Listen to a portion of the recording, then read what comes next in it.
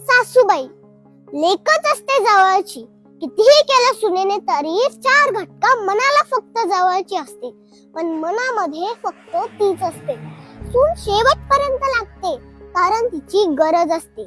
लेक सासरी जाणार म्हणून तिच्या मोठ्या मोठ्या चुका माफ केल्या जातात, पण सुनेकडून मात्र छोट्या छोट्या चुका झाल्यावर तिला मात्र टोमणे ऐकावे लागतात. लेकीचं बाळपण करून मोकळी जरी झाली तरी क्षणोक्षणीला चिंता फक्त तिचीच असते. सुनेच्या मुलाला ती दुधावरच्या साईप्रमाणे जपते, कारण की ते मूल फक्त सुनेचं नाही तर तिच्या लाडक्या मुलाचंही असतं.